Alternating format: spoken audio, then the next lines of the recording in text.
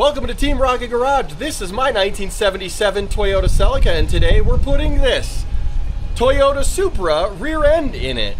That's right, independent rear suspension. That's right, independent rear suspension in a 1977. This is one of those things that so many people talk about and nobody actually takes on. How hard could it be?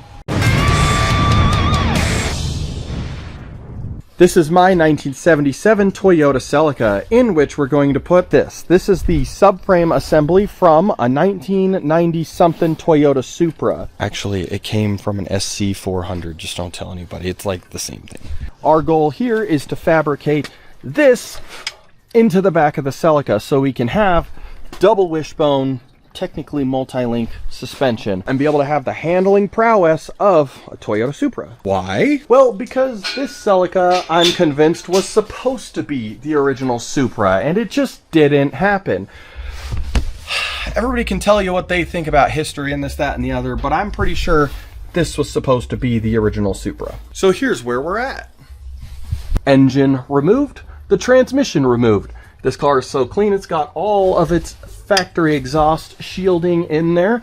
That is the remainder of the exhaust that I have yet to remove because it's over the axle. And then here's the axle. It's a solid axle, kind of the same flavor as a old Mustang. Like stuff like that. Boink. In the interest of ending up with both the Japanese Mustang and an American Mustang, we are going to pop this axle out and see what we can't do to fabricate that IRS up there. I've done some calculation just kind of like on the computer and like kind of looking around and poking a measuring tape around. I've never moved anything like up against stuff, but I think that this chassis reinforcement right here is going to be in the right place. I think it's too low, so we're going to have to move a mount for the subframe up like 3 inches. We'll see what happens. I don't know that yet for sure, so watch this video. We're gonna find out what it takes to get a Supra independent rear suspension in the original OG Celica.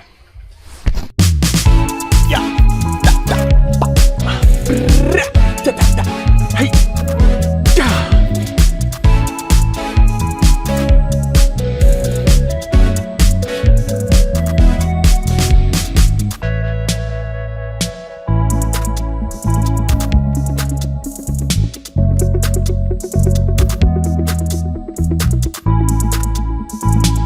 What's your favorite stuff to use to break rusty old bolts off?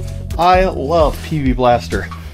I don't even buy Croyle WD-40. I use this for other stuff, but I don't use it for that because actually not what it's for. Anyways, let's go to when all of that has been cranking loose under the car. The first thing you got to do when you're putting new stuff in is take the old stuff out. This old stuff was quite rusty, so I'm glad I hit it with that PB Blaster, but I did not break a single bolt, and that's a testament to how well this car was built in the first place.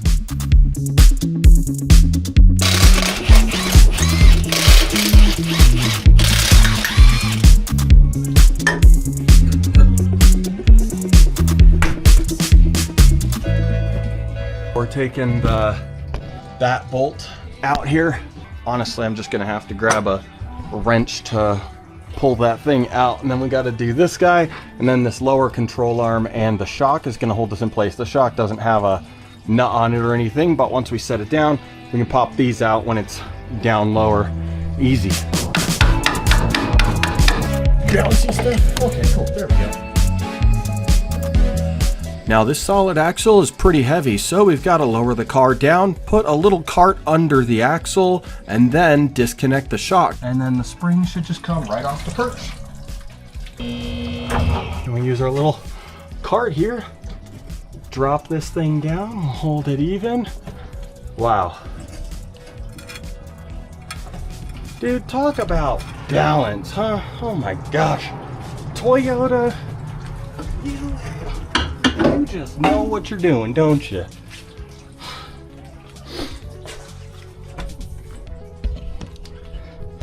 Look at this axle. I'm like not even touching it. It's just like just perfectly balanced on there. Look at that. Okay. All right, there we go. That's a Celica without an axle. It's honestly a little tight back here. I thought there was going to be more room, but got a gas tank here. Oh, that sounds like it's got stuff in it. Okay. We've got the IRS from the SC300 right here. I'm thinking while it's out, I'm going to pop the CV axles out. They're kind of super in the way and they're also heavy, so.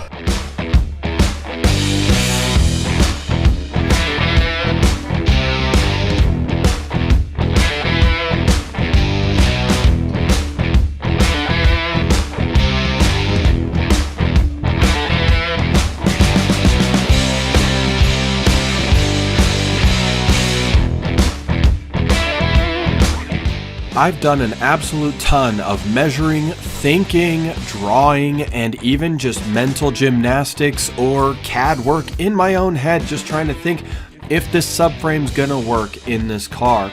But nothing works better than just lining it up in the first place. And now we get to find out if this old Toyota Celica and these new-ish Lexus SC400 parts are actually going to work together in some way without just destroying the floor of this car.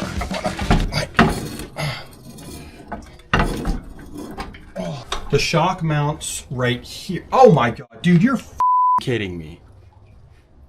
This is what I'm telling you. This is what I'm telling you. Toyota meant for this to happen. I'm not kidding. I am not kidding. This looks like it's pretty well centered, right? This is the shock, and this is the shock mount right here. Oh yeah. You're telling me. You're telling me. No fucking way. Ain't no dang old about it. Dude. Are you... There's no way. All right. All right. I'm probably being wild here. Come over to this side. There's a lot more room. So this is the factory shock. Goes right down to there. We just need a coil over top hat up there. So this is looking promising. All right, so I've done some thinking about this, and I think I know how I'm going to do this. So this whole area right here interferes with the bottom of the car. So instead of modifying a bunch of things on the floor in there, I think I'm going to cut this down and then just run a pipe all the way across, and then obviously some like reinforcement where there's room. I think that's going to be the right way to go. Now I do have to keep this thing because there's a mount for the differential there, and that is something that I am going to have to factor into like the entirety of this thing's strength. I bought this Harbor Freight tube bender on Facebook Marketplace for about $50. It's in almost mint condition, but it's extremely inconvenient to use because it's not mounted to anything. So we're going to drill some holes in the bottom, thread them, and then mount it to an engine stand. Oh, there we go. Dude, this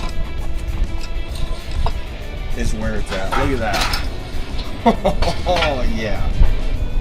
There are definitely a lot of naysayers out there, and people on the internet told me that this wouldn't work because it has to be sitting upright so it can actually push fluid through it. Well, they were right, but it worked for a little while. Anyways, back to it.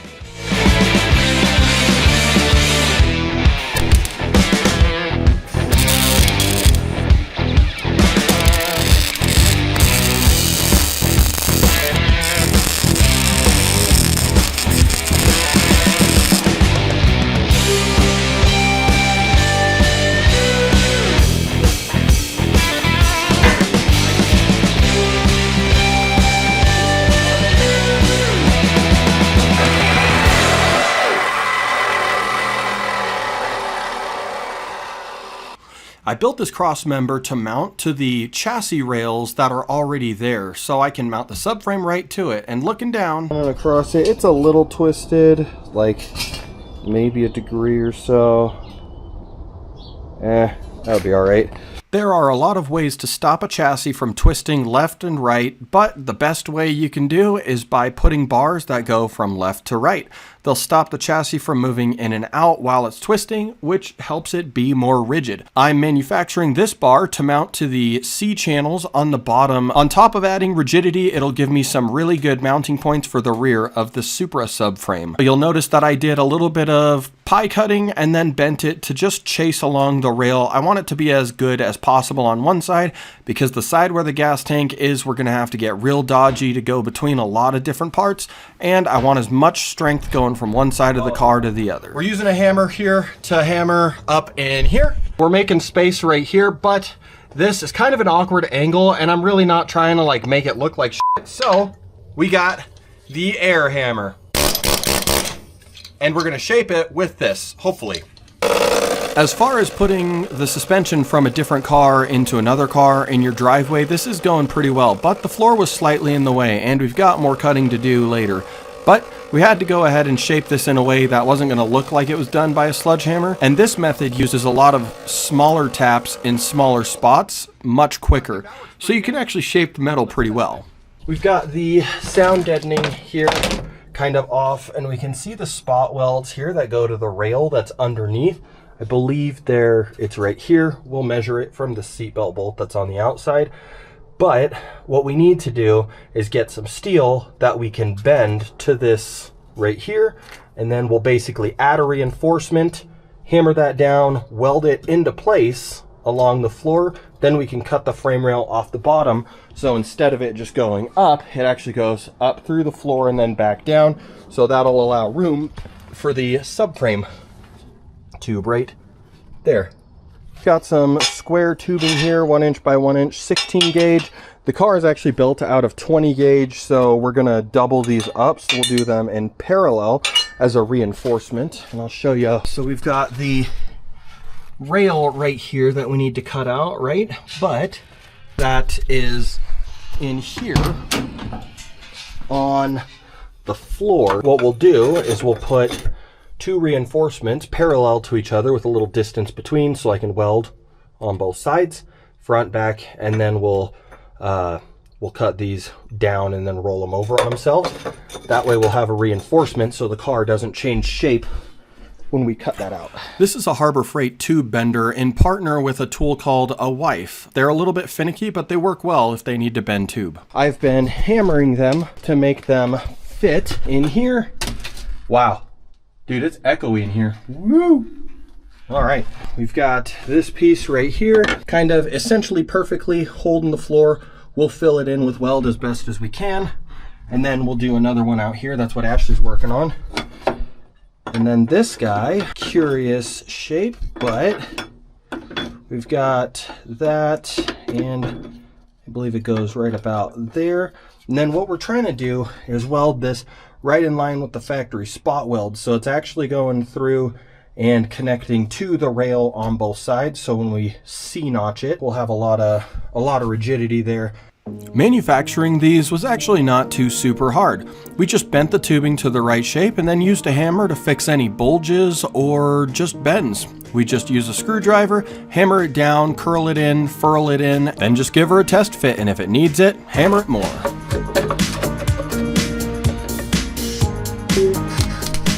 Now, I am in no way a professional welder or anything like that. I learned how to do this off of YouTube, and I'm just doing it in my driveway. But I find that if you're using 2 different thicknesses of metal, you want to weld primarily on the thicker metal and then drag it over. The thinner metal is going to absorb the heat, spread it out, and burn through a lot easier to get penetration. So that's how I do it. Don't know if it's the right one, but it seems to work.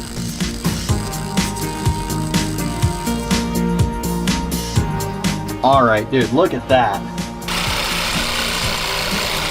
I know, this really hurts to see, but at the end of the day, it's my car, and what's going in here is genuine Toyota. We're putting in some even better parts that were dreamed of at the time, and I really do think that this car was destined to become the Supra, and I think that it deserves what it's getting.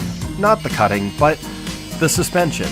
I think that it deserves the handling, I think it deserves the chassis rigidity, and I think it deserves the horsepower, so stick with me. I know it hurts me too, but sometimes it's gotta hurt before you can heal. Okay, so now keep in mind these are structural welds.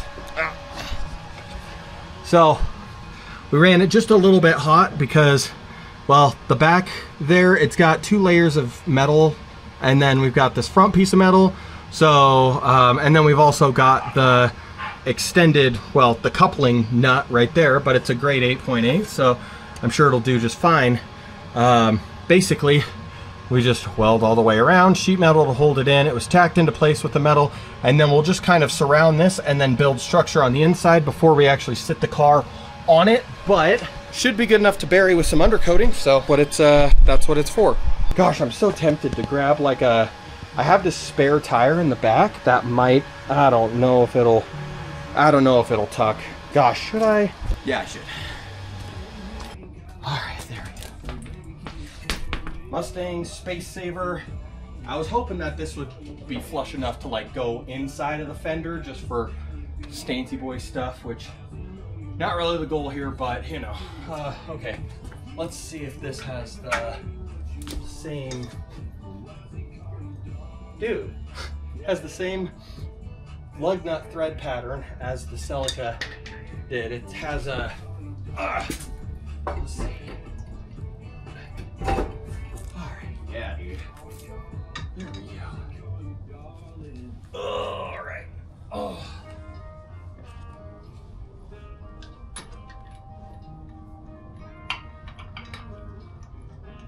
We just need the 2 on here so we can get an idea of the wheel position in the wheel well. And oh, yeah, there we go. I just want to see the wheel look good in the wheel well here. That's all. That's all I want. That's all I'm asking for. Go to O'Reilly's and ask them for a CV axle for a 1977 Toyota Celica.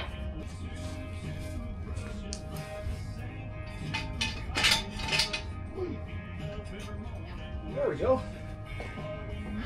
All right. That's all right.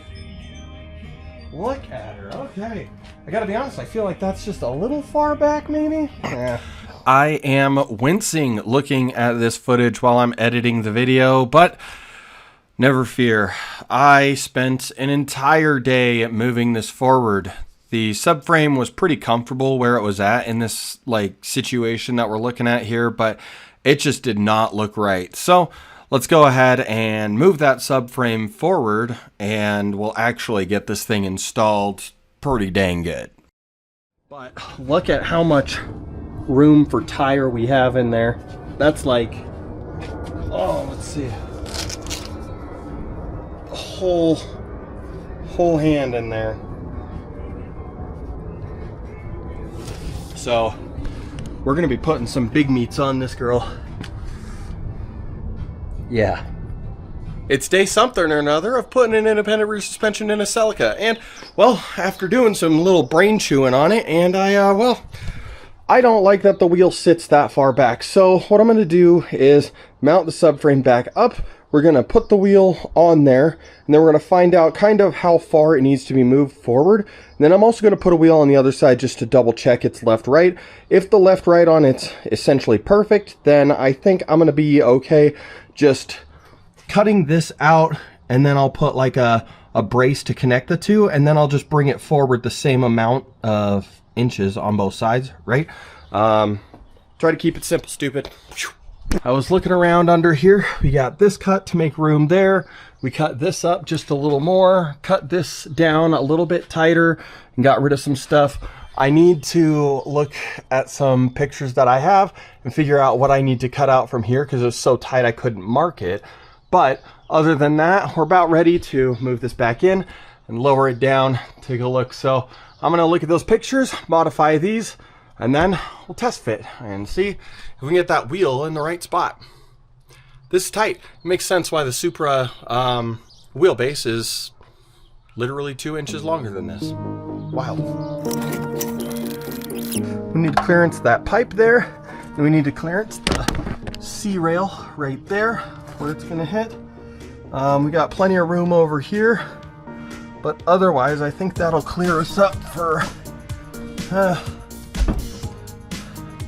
another 1/2 inch maybe. Yeah, we're hitting right there, but we've got the old stuff out. We've got enough room here for us to throw another one in there.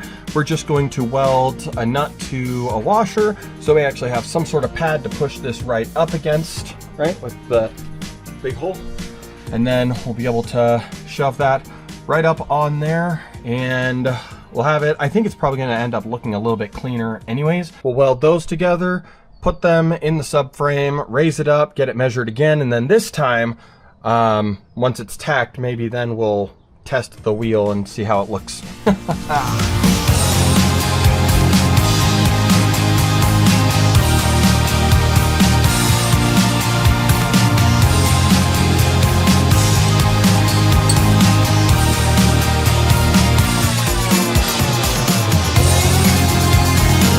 Subframe is ready to go up and in. We need to figure out kinda where we are compared to where we were before. So what we're measuring here is the protrusion of these nuts outward from this surface, because it's even on both sides, right? And then how far away we are from this.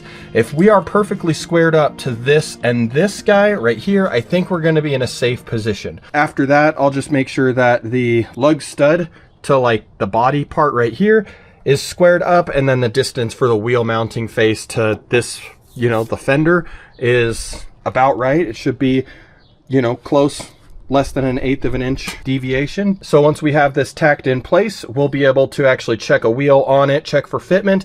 If everything looks good, we'll start welding everything into place. I do still need to do some structure over here, but I have to wait till tomorrow to pick up the metal that I ordered for that. And then we also have to do structure back here. We already have like structure, but we have to mount stuff to there. That way the subframe can be in place.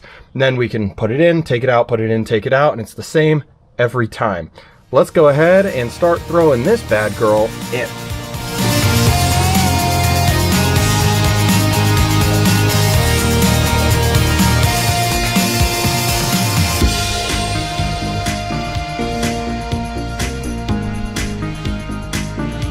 So we've got this guy right there, pretty ugly, but it's held in place. Now we need to make a piece of metal that'll go there and actually encase this guy. So then we'll actually have some structure here to build our floor off of on the inside. Then we can start bracing it. But first we got to fix the sheet metal here so it's at least some sort of, you know, usable. We can build off of it. That brings me to this cardboard that I have from a box in my house. What we're gonna do is use this cardboard to cut a perfect shape for right here. Then we can cut that out of the metal, put the metal in here, weld it, and then boom. We got this little piece of cardboard here. Looks like it's gonna fit pretty good right there. So we'll just go ahead and turn it into metal. We got our metal boy right here. We can start getting it close to fitting. I need to mark where that nut is because we have to go around it in a way that's sensible. So we'll just kind of visualize it, line it up, and then boom, boom. And then we'll know how we got to stretch it that way. All right, this is a lot better than the last time. So we've got our bridges here that go from body just to hold it in place. We backed it with our sheet metal there. Now we're gonna wrap the front of it, but first we gotta grind all this weld off so we can get a nice smooth factory look just to wrap it around. And yeah, I think we'll be in pretty good shape there. I'm not sure, but I think I want to have some supports going down to the bottom of our little captive nut here. But yeah, this is gonna be a pretty good situation, I think. We also got it pretty heavily welded into there, so once we reinforce the sheet metal on the inside, then we'll be able to weld onto the floor with some actual bracing that goes between things. Every day I see you waking up, and here are the days of hiding up. Oh yeah, if I good until you come to you love just enough.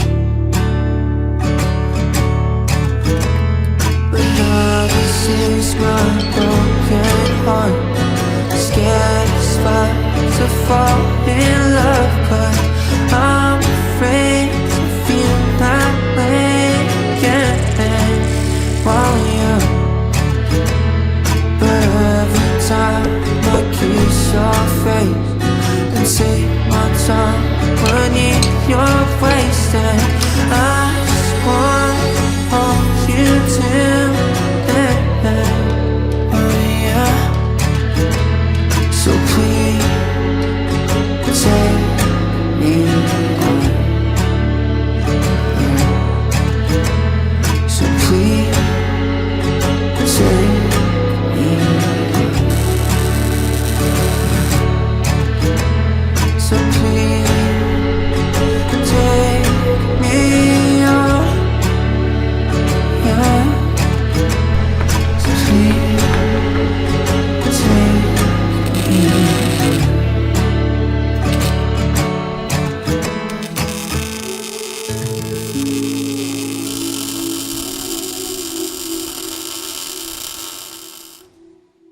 We've got the suspension mounted in the front right here, and then we've got it mounted in the back.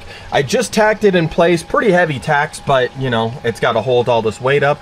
We've got these guys here, and I'm just kind of leaving this how it is because I have to reconstruct the floor around this and all of that stuff, but you know, we'll get there when we get there, and it's much easier to do this with the lift up and the subframe down. So that's it for this video. This has been quite a success and way more work than I thought it was going to be, but we've got that. That's going to be the next step, and well, it is not what you'd expect. That's from a 98 Honda Civic, and it's going to go in there. YouTube likes to recommend the best video for you to watch there, and then hit the subscribe button right here. Thanks for watching.